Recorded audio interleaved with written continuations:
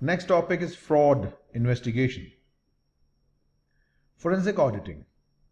This is the new term. We have been studying compliance audit, financial audit, operational audit, marketing audit, etc. What is forensic auditing?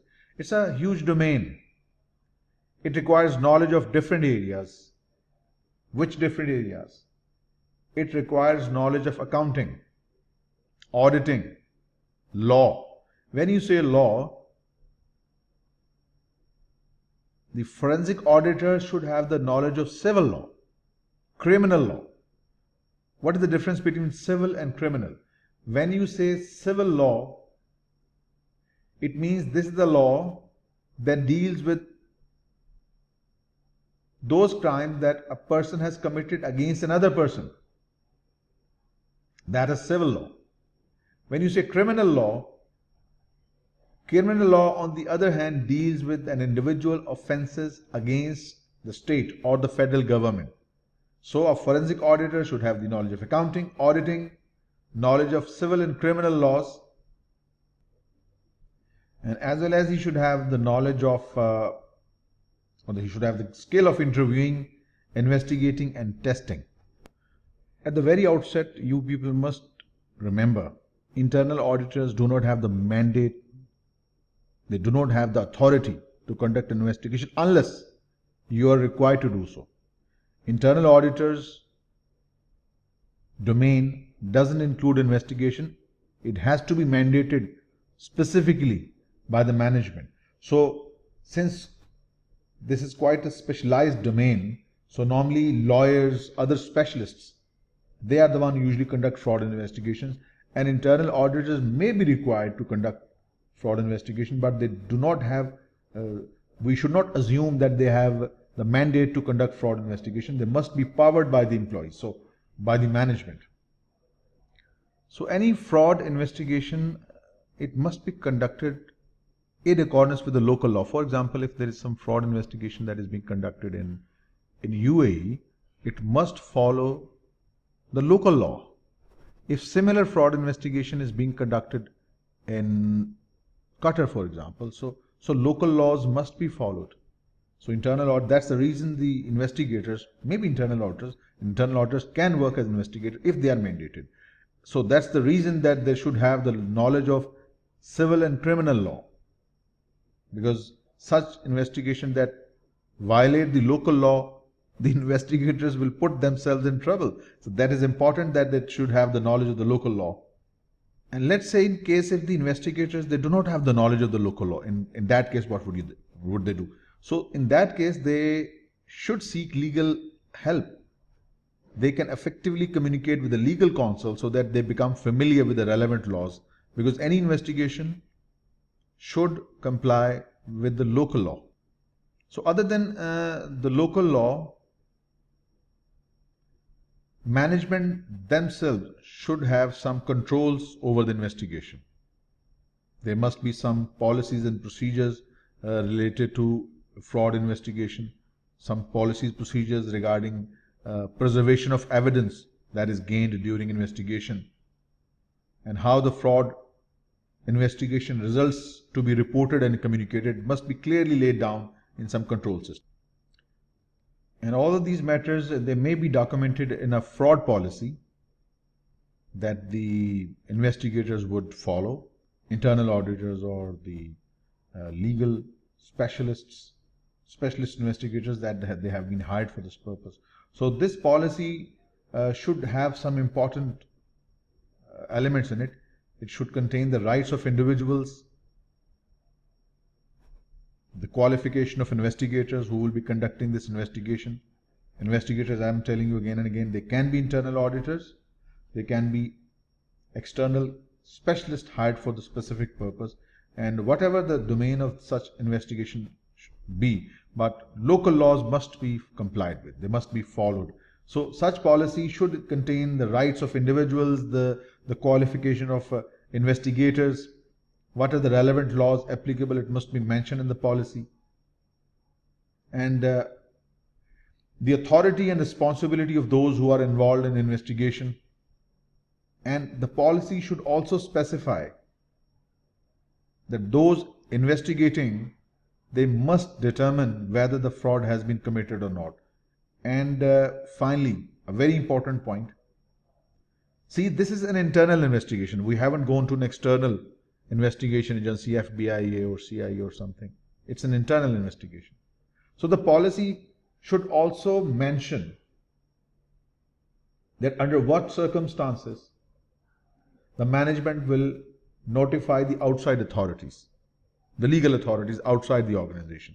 So that all these matters that I've discussed, they must be included in the company's fraud policy. It should be comprehensive, and at least these important points must be included in the company's fraud policy. So what is the role and responsibility of internal auditors? We should not assume, we should not take it for granted that internal auditors can act as investigators. We must be specifically empowered for that. We should have a mandate for that. So the responsibility of internal audit department and the internal auditors regarding fraud investigation, it should be clearly mentioned in the internal audit charter. Must be clearly empowered through internal audit charter. The role of internal auditor should also be given in the fraud policies and procedures. That's very essential. Internal auditors should not assume the role of investigator. They must be empowered through internal audit charter and through the policies and procedures. Next point. So to what extent can we be involved in fraud investigation? Through charter and policies, we might be given the total responsibility. This is the first extreme situation.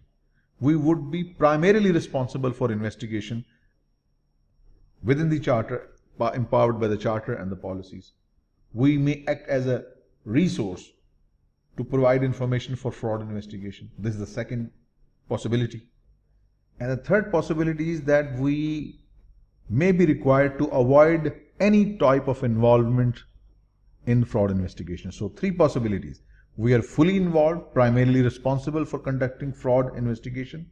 We might act as a resource, as a conduit for conducting fraud investigation, and we may have totally no involvement at all.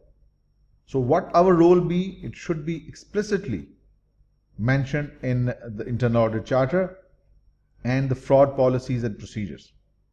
So whatever role is given to you as per the charter and as per the policies, you will have to maintain your independence. You will have to assess the impact on your independence and objectivity. That is very crucial, because if independence and objectivity is impaired, the purpose of internal audit, the reason why do we exist in an organization, is gone.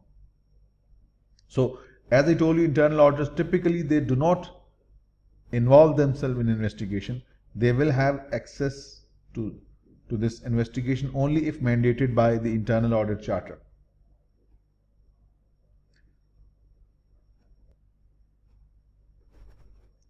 So as discussed, we may have complete responsibility for fraud investigation. We may have to work as a resource, or we may have no involvement at all, depending upon what is given in the charter. So accordingly, for fraud investigation, the internal audit department may use their own staff for investigation. This will be the case when we are primarily responsible. Or in the extreme case, the investigation could be totally outsourced. Some external specialist would come to conduct the fraud investigation. And there could be a combination approach, the middle way, where some knowledge of the internal auditors and the expertise of external consultants could be used. So this is a midway where we are acting as a resource. The next is investigation plan. Since each fraud is different, so we should have a separate investigation plan for each investigation. So each plan would be different depending upon the type of investigation undertaken. The lead investigator, he may be the chief audit executive or internal audit manager, or maybe the external consultant was being hired for this purpose. The lead investigator, he will determine the knowledge, skill and other competencies needed for the fraud investigation, and it is very crucial that there should be no conflict of interest. Like for example, if we have hired an external investigator for conducting fraud investigation, and that investigator, his brother is the CFO of the company, that is who is being investigated. It's clearly conflict of interest. So this process includes obtaining assurance that no potential conflict of interest exists with those investigated and those who are investigated. Right, then when the investigation process starts, the first step is to gather evidence. Interviews, written statements. Then whatever that has been gathered, it must be preserved, documented in a proper way. Then we need to determine if the fraud has been committed, what is the extent of fraud, to what level has it expanded within the organization, its pervasiveness, who are the people involved, and what was the method used to perpetrate and commit this fraud. How did they commit the fraud? Was there any weakness in the internal control system? Did they bypass the internal controls? And then we need to determine the causes of fraud. What caused the fraud in the first place? Causative factors, if you remember, 3 causative factors we discussed previously: opportunity, rationalism, and pressure. And then identifying who are the people who committed fraud. We need to determine the extent of complicity, because the fraud may be committed by a single employee, or it could be a comprehensive laid out plan where there could be multiple people involved. So identifying who are the people who committed the fraud. So all the evidence obtained through interviews, through statements, documentation, so they must all be noted down date-wise, chronologically, in the log or in inventory, like letters, memos, records, phone records, account statements. Sometimes we might use public search informations, etc., etc. So all this information that is obtained as an evidence for fraud investigation must be properly sequentially documented in a file. So all this investigation process, it should be coordinated with the management, of course, with the legal counsel, or any other specialist that has been hired from outside. And remember, fraud can be committed by a single employee or a group of employees. So we have to determine the extent of complicity. How many people were involved in fraud? They need to be identified. And this is a very critical assessment, because if you just might catch one individual, there might be many others who might commit frauds in the future. So that's why the extent and level of complicity must be established in order to make this investigation process effective. So the investigator, the person responsible for investigation, he needs to secure the evidence collected, has to keep it safe and follow a chain of custody procedures. Chain of custody procedure means that a detailed log is kept of where the evidence was found, and then logging anything that happens to the evidence prior to the trial. This is called the chain of custody procedure. Means creating and maintaining data in a way that is detailed log, detailed record is kept of where the evidence was found, and logging anything that happens to the evidence sequentially, subsequently of finding prior to trial. That is very important. Next is interrogating employees who are suspected to be involved in fraud. So fraud related interrogation, don't do something like this. You do not have the mandate to beat the suspect up. This is something dangerous for you. Maybe it will have a serious legal repercussions for you. You probably put behind the bars before this employee gets imprisoned. So this is just a picture to explain what interrogation could result in. So fraud related interrogation, it is very different from normal interview. Of course, it's a fraud interrogation. It's not a normal job interview. So we, as an investigator, we may be auditor or the external consultants. We first must gather the facts. The interrogation is based upon facts. Do not accuse the employee. You did it. You are responsible. We can't accuse the employee. If we accuse the employee without the evidence, we might put ourselves in trouble, We might put the organization in trouble. There might be some legal liability. The employee can sue us in the court of law that he has been falsely implicated in a case where he has nothing to do. So do not accuse the employee. It could put you in trouble, it could put the company in trouble. What we should do, just use the evidence we have and obtain the confession. You have done it. Don't accuse. Use the evidence and obtain confession. Once the confession is obtained, that's the starting point for the next phase. So every information received during this investigation or interrogation must be correctly documented, because it would be submitted as an evidence in the court of law. So normally there are two persons who conduct the interview. The one who takes notes, records of what is being said, and the other is just serves as a witness. So there could be many types of questions that could be asked. Could be an open question, it could be a closed question. Open question means a question that would involve getting a detailed response, like describe your role in the vendor approval process. So this is a question that would result in a detailed response, an open-ended question. A closed questions would result in either yes or no, closed-end. Do you personally verify the existence of every vendor who seeks approval? So either the answer is yes or no. So open question, they seek a detailed response, and a closed question just seeks a yes or no. So the interviewer should not use a threatening tone to ask questions. Be gentle. Your idea of investigation is to seek the truth, the fact. So there is no need to threaten the interviewee. We are interrogating, we are not law enforcement agency officials. So we should avoid non-threatening, we should avoid threatening tones. And one important aspect in fraud investigation interrogation is that the employees who are being interrogated, they must not be allowed to return to their normal work, because if they do, and if you allow them to, they might destroy the valuable evidence. So the person who is being interrogated, he must be removed from his position and should not be allowed to go back to his workstation.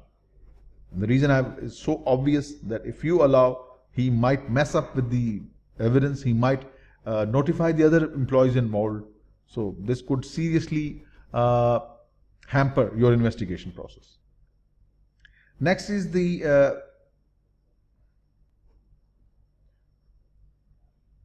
fraud reporting.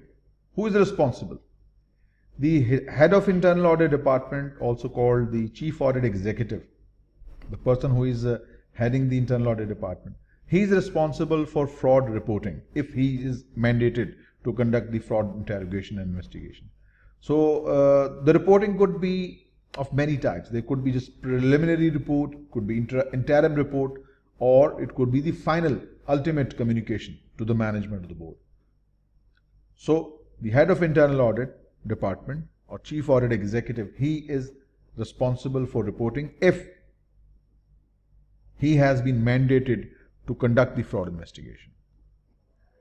Since this is a process that involves the application of civil and criminal law, so whatever report that has been prepared by the chief audit executive, if he is responsible for conducting the fraud investigation, then a draft of proposed final communication should first be submitted to the legal counsel for review, because he will provide the legal implications of the report. What are the legal consequences of the report? But if there is a fraud that is related to financial statements, where the previously issued financial statements for 1 or more years may have been adversely affected, then we can bypass the legal counsel and go straight to the senior management and the board. Or if one or more individuals who were involved in this interrogation process, an internal auditor may have to rely on them or may have to place his trust on them. If the internal auditor considers that the trust placed is in question, then he can go straight to the senior management and the board. So remember, the final communication draft final communication is first submitted to the legal counsel for its legal implications, legal consequences. Then it goes to the senior management of the board. But if there is a financial statement fraud or the individuals on whom the internal auditor placed his trust, if the trust is in question, then the auditor can go straight to the senior management and the board. So once this process of submitting the final report is over, the next step is the resolution of fraudulent incidents. What is the end result of the whole fraud investigation? What the management would do? So resolution consists of determining what actions we need to take after the investigation is complete.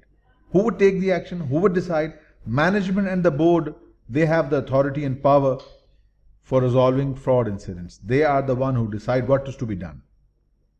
So resolution may include restitution, means whatever has been stolen, whatever loss that the company was put in, that loss need reversal. Like an employee who stole a couple of laptops, he must buy new or return those. This is called restitution. Second consequence could be termination. Kick that employee out of the company. Take him to the court of law. File a case against him or hand him over to the law enforcement agencies. Or in some cases, if the employee is unable to restitute because he doesn't have the money, he is poor, so in that case, if the company is insured against that loss of theft of property, so the company can go for an insurance claim, and then insurance company would compensate for the loss that the company has suffered.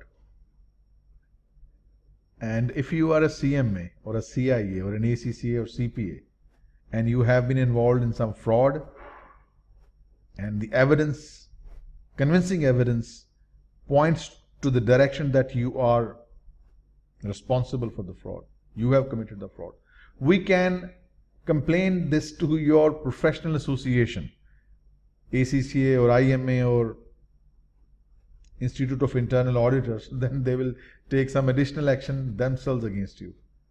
And then finally, there's always room for improvement. So all this process of investigation, interrogation would identify some weaknesses in the system of internal control. So this weakness of internal control can then be remedied.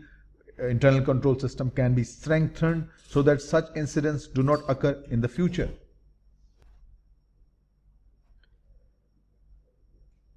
Communication of fraud incidents. The matter to be reported to whom? Of course, the senior management and the board, they will decide that the matter related to the fraud investigation should be reported to whom. So the management or the board determines whether to inform parties outside the organization. When you say the outside the organization, it means the court of law, the agencies, the law enforcement agencies specifically. Right? So the management or the board determine whether to inform parties outside the organization. But this must be done after consultation with the individual legal counsel, human resource department, HR department, and the chief audit executive. Management and the board of directors, they may decide to notify government agencies of certain types of fraudulent acts, like it might involve terrorist financing, drug trafficking, money laundering, insider trading, very serious offenses. So it may also need to notify its insurers, bankers, external auditors for certain instances of fraud. We are legally required under the Sarbanes-Oxley Act that if there is some fraud that has been committed in the organization, the management must notify the fraud to the external auditor also. It is mandated, required by the Sarbanes-Oxley Act. Next is opinion on fraud-related controls. Internal auditors may be asked by the management or the board of directors to express an opinion on the internal controls. So in that case, internal auditors will follow certain You'll follow certain guidelines that has been issued by the Institute of Internal Auditors. There is a performance standard 2400. You do not need to even remember the name or the title of the standard. It's just there for the knowledge. IMA doesn't, Institute of Internal Audit doesn't test students on the specific standard numbers. You just need to know what they are generally, but the exact wordings, the standard number and their name and the title, that is not essential. You just need to know that this performance standard 2400 is applicable in the given situation. There's also a practice guide formulating and expressing internal audit opinions that is related to the given situation. An opinion on fraud related controls is acceptable. Internal auditors can give opinion on fraud related controls, but it is inappropriate for an internal auditor to express an opinion on the culpability of fraud suspect, whether he should be tried in the court of law or not, because he doesn't have the mandate. He's not the legal expert. He's not the legal counsel. He can give report on the internal controls, fraud related internal controls, but he can't report, he should not report on the culpability of the suspect, whether she should be tried, because this is not his mandate. We can't blame the fraud suspect. We cannot incriminate him. We cannot determine his culpability. We can simply present the facts and conclusions. It's up to the management, whatever they decide. So that ends your subunit fraud investigation completely.